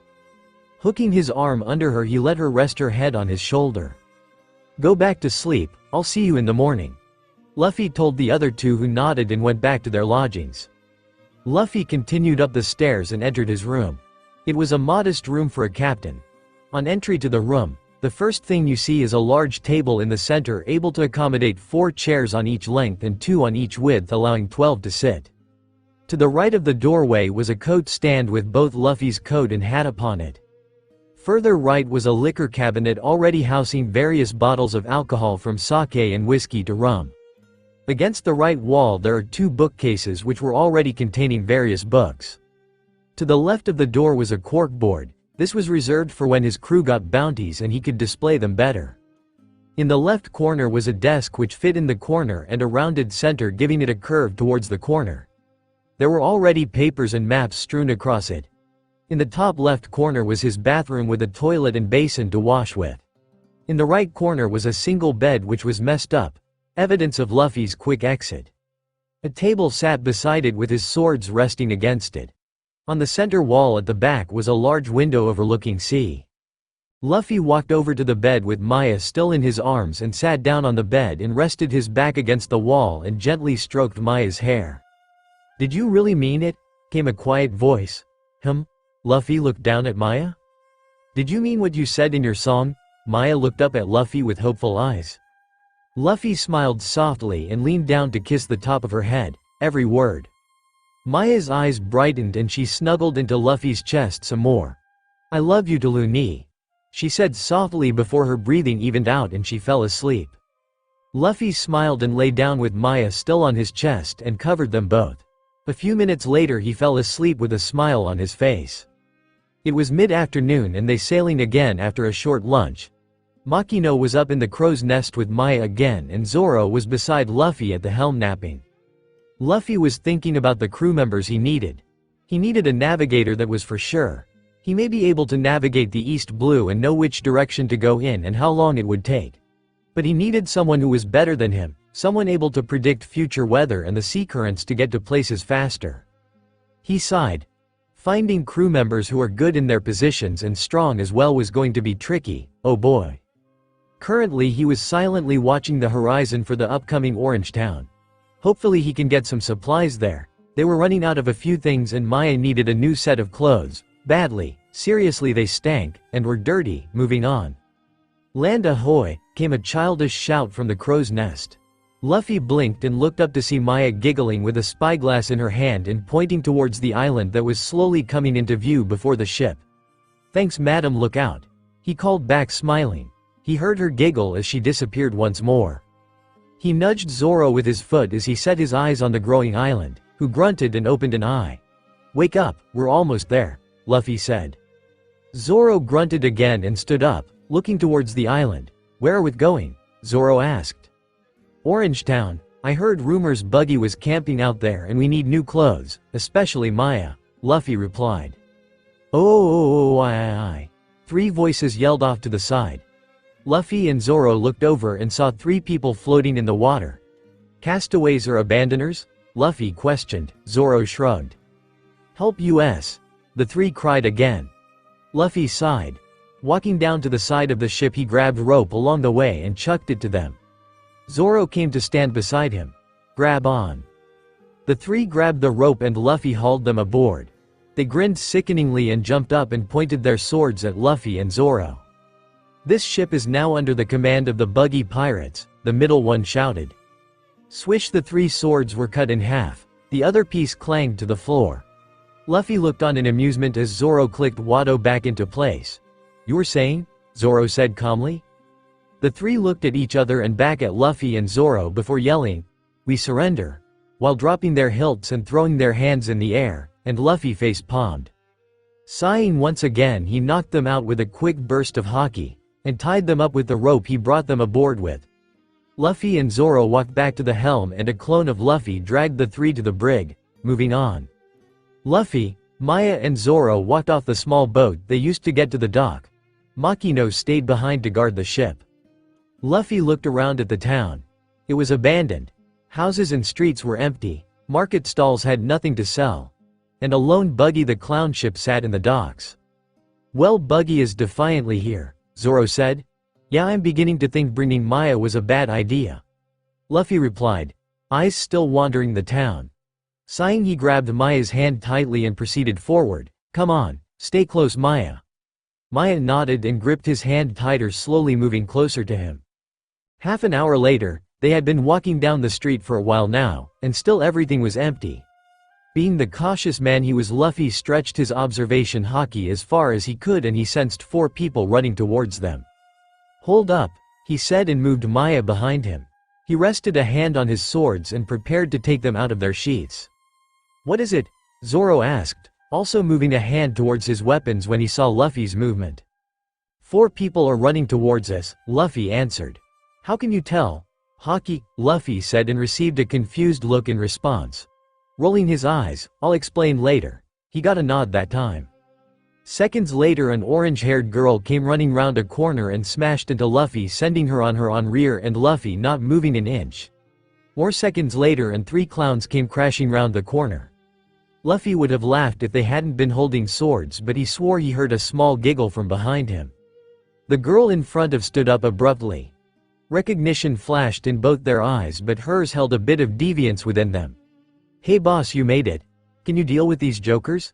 And with that she ran off, somewhere. Luffy raised an eyebrow and looked at the jokers. It seems we have been played, Zoro. Luffy said. Zoro nodded his agreement. Do you want to or shall I? Luffy questioned. Zoro shrugged, be my guest. He felt a pressure wash over him and the 3 pirates fell over unconscious. Luffy grabbed Maya when he felt he stumble against his back because of the use of his Conqueror's Haki. He turned and picked her up, resting her head on his shoulder again. Looney, I feel sleepy. Maya's quiet voice spoke up. I know, if you want you can sleep. I got you, Luffy replied. Maya snuggled into his shoulder and fell asleep almost instantly after he said.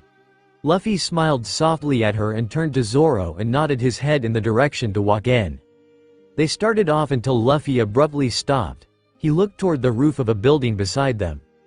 The orange-haired girl was staring at them from the roof. That was quick. You must be strong, she exclaimed. Where are you going with this? Luffy answered, an eyebrow raised. The girl jumped onto the ground and walked towards them. My name is Nami, and as thanks I'll give you lunch, she exclaimed and walked onwards down the street. Zoro looked at Luffy questionable, who shrugged and followed the woman. Zoro walked after him. Minutes later, the 3 walked into the house with one being carried and closed the door. Luffy spotted a couch up against the wall and set Maya down against it. He took off his coat, folding it and put it under her head to use as a pillow. This your house? He heard Zoro ask. No, merely borrowing from it, was Nami's replied. So you're stealing? Luffy interjected. No, I'm borrowing. I only steal from pirates, she shot back. Luffy caught a glance from Zoro. Anyway, you said you were going to feed us?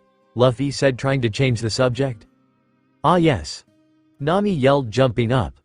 Zoro sat down at the table and Luffy wandered round the bottom floor of the house.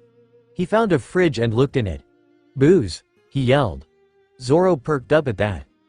Oi, is there sake? He shouted out to Luffy. Yup, was the response back. A minute later Luffy came in with bottles of alcohol held between his arms and he dumped them all on the table. "Here we are. Let's see some sake for Zoro, and some whiskey for me because they didn't have any rum," Luffy said, splitting the pile between him and his first mate. "Cheers, Cap'n," Zoro said, clicking bottles with Luffy. They both took large swigs of their drink just as Nami came back in with a large plate of sandwiches. They all began eating and Luffy took a smaller plate and put some sandwiches on it and walked over to where Maya was sleeping. He shook her lightly, causing her to stir. "Here, have something to eat." She nodded sleepily and took the plate, eating the sandwiches on it slowly. Luffy rubbed her head and went to sit back down at the table, grabbing another bottle of whiskey to drink from. "So tell me what a girl is doing here in a town occupied by Buggy the Clown?" Luffy asked, looking at Nami from under the brim of his hat. "If you must know, I'm stealing a map of the Grand Line," Nami answered. "Why, pray tell, are you going to the Grand Line? I've heard that the bigger pirates go there. Bigger the name, the more treasure they have." Luffy raised an eyebrow. "Really? Then please tell me how you navigate the Grand Line." He leaned forward, placing his elbows on the table, linking his fingers together and placing his head upon them. "Isn't it with just a compass?" she answered naively. Luffy burst out laughing, almost falling out of his chair. "What?" Nami asked angrily. Trying to regain his breathing, he answered, "You think you can navigate the Grand Line with a compass?" He began laughing again. Calming down, he looked at Nami, who was looking at him with fury in her eyes. "What's so funny? Tell me, girl. What do you know about the Grand Line?" Luffy asked her, serious once again. "Isn't it like any other sea?" she said questioningly. "No, truthfully you wouldn't survive a day out in that sea. Its weather patterns change in the blink of an eye. The magnetic field defies logic. Seen the pirates there, they're ruthless and a lot stronger than the ones here. There is a reason why we are the weakest sea," Luffy replied. "How do you know all this?" Nami asked skeptically. "May as well get it over with. Because I trained there for 5 years with my mentor, red-haired Shanks." Zoro's mouth dropped and the bottle of sake he was holding slipped out his hand and smashed on the floor. Nami's eyes darkened and she moved her hand to her back. "So you are a pirate," she said darkly. Before she could blink, the weird chains made of water detaining her. The ends of the chain were pointed and aimed at her jugular. She looked at Luffy to see him holding his fist out at her palm up, with his index and middle finger pointing at her. "Mizu Mizu. Chenrinku," he whispered. He flared his conker's Haki at her, enough to make her shake in her boots, but just below the amount to make her pass out. He made sure to direct the Haki away from Maya, who went back to sleep after eating. "Listen here, girl, because I shall not repeat what I shall say. This is just a taste of the power I have, and many others in that sea posse's the same. Understand this, you will die out there without proper understanding of how things go in there," Luffy explained with a serious look on his face. Luffy released the Haki so she could breathe and dropping his fist, releasing the chains so she could move again. "No, if you will excuse us, I have a bug to squash." Luffy, he walked over to Maya and picked her up. "Come, Zoro." The man in question nodded and finished off his drink before walking over to the door where Luffy was standing. Opening the door, he walked out. Luffy moved to follow him but stopped at a call. "Wait," Nami yelled. I want to help you." "What happened to hating pirates?" She sighed. "I need money to buy a town back. I was here to steal the money from Buggy. I wanted to help you if give me the money," she said reluctantly. "Are you a navigator?" Luffy asked. "Yeah, why? I will give you the money, you have to join our crew," he said. "No," she instantly shouted. Luffy shrugged. "Suit yourself," and turned to walk out once more. "Wait," Nami cried again. Luffy sighed. "What now?" He heard a heavy sigh behind him. "Fine, but as soon as I get all the money I need, I'm leaving. This is a partnership, nothing else." "Fine." And he finally left the building. When he walked out the door, he saw Zoro looking at him questionably. He just shrugged and shook his head in resignation. "She is going to be the death of me." Nami walked out a minute later. "All right, Buggy the Clown, what the plan?" "March up, insult him to make him angry, kick his ass," Luffy replied almost instantly. Both his first mate and navigator look at him in bewilderment. "I like it," Zoro exclaimed at last. "What no," was Nami's rebuttal. Zoro looked at her curiously. "What, it's a good plan?" "No, it's not," Nami replied darkly. Luffy just watched on in amusement as the two went back and forth in their argument. You know that's the backup plan, right? Luffy interrupted, stopping both of their arguing. Both closed their mouths and looked at Luffy. One had the face of joy, the other of sadness. I'll leave you to figure out which. Okay then, Captain, what's the real plan? Zoro. Luffy created a water clone and handed Maya, who was still sleeping. Then he looked around and spotted some rope tying some creates together. Smiling, he turned to the others. Alright, here's what we'll be doing. Cue mind fart. Oi Buggy. Nami called out. Walking up to where the Buggy pirates crew were resting. Trailing behind her was Luffy with his hands bound, being led by her. Some of the lower grunts looked over at them. Hey boss, it's the thief who stole the map. Luffy was startled. You already had the map? He hissed at Nami, who just glanced back at him and ignored the comment. The grunts seemed to be talking with someone, and a few moments later the two were taken to see Buggy.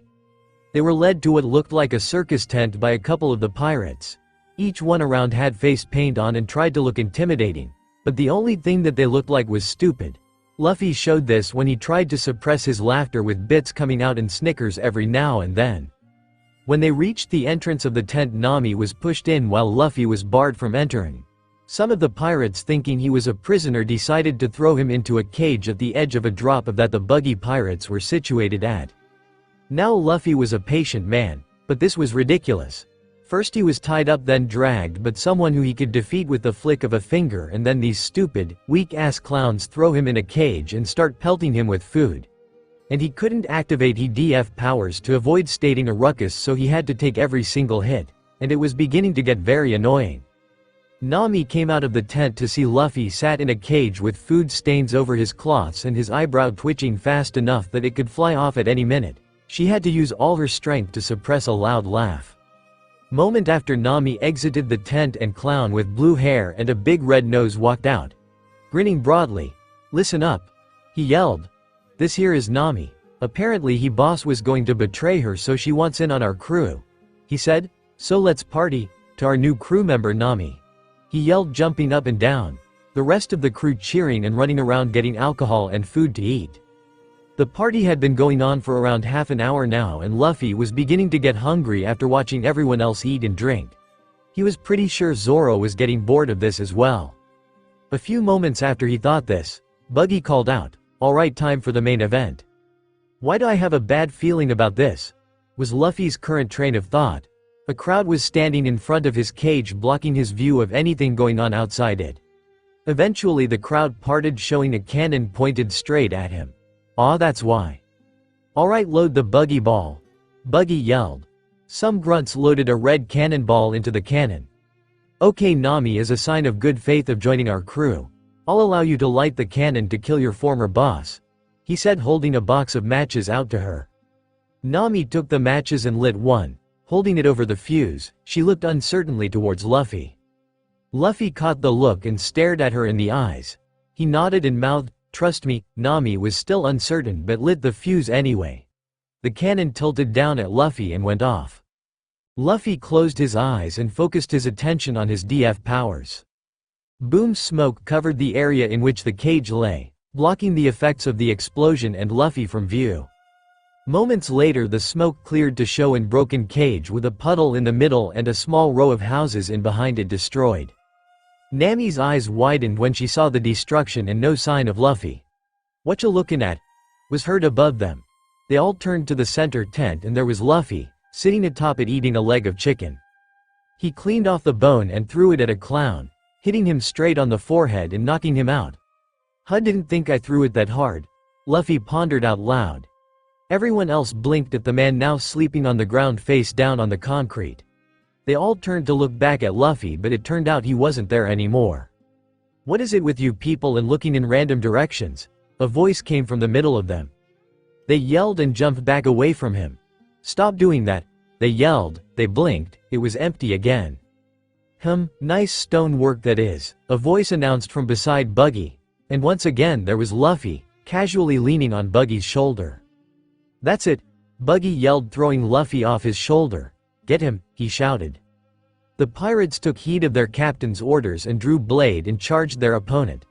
Luffy rolled his eyes and let a small amount of Haki knocking out all the pirates and making the others stumble fallen unconscious. The only ones standing included Luffy, Nami, Buggy, and man standing on a unicycle and another man with what looked like ears and a mane of hair shaking a lion that was also unconscious.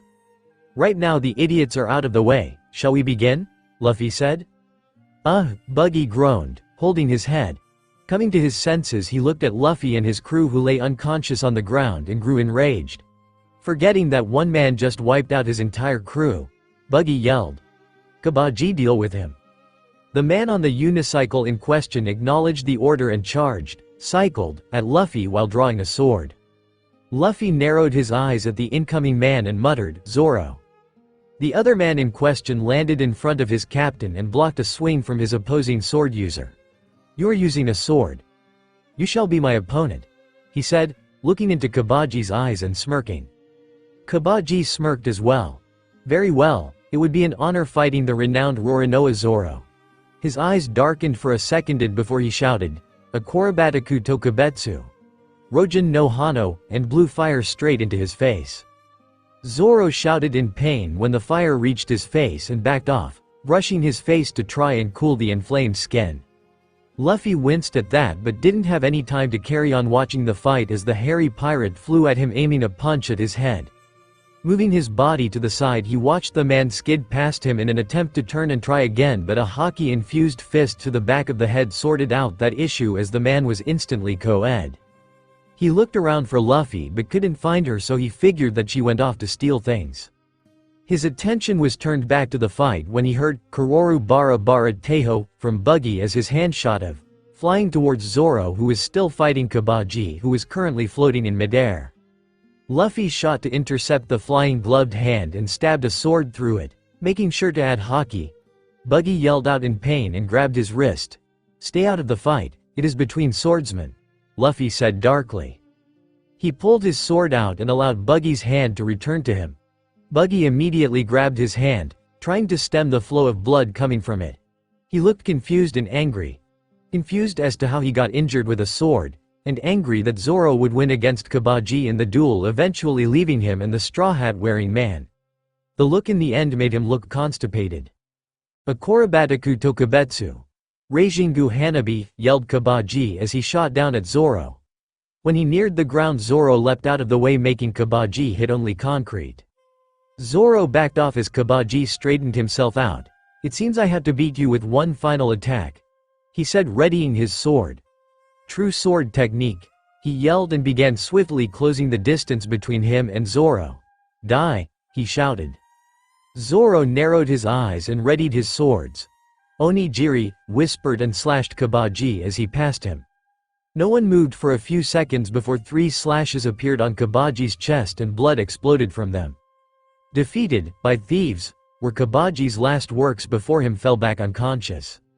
"Cab-chan," shouted Buggy, horrified at the proceedings. "No, not thieves, pirates," Zoro said, sheathing his swords. Luffy smiled slightly hearing this, noticing that Zoro has accepted being part of his crew. "Luffy?" Zoro called as he sat down, leaning against some rubble. He replied, "I'm going to sleep." "Wake me when we're leaving," Zoro asked. "Will do," Luffy said, and he turned his attention to Buggy, who by now was glaring at Luffy in an attempt to make him burst into flames. Unfortunately for him, it wasn't working.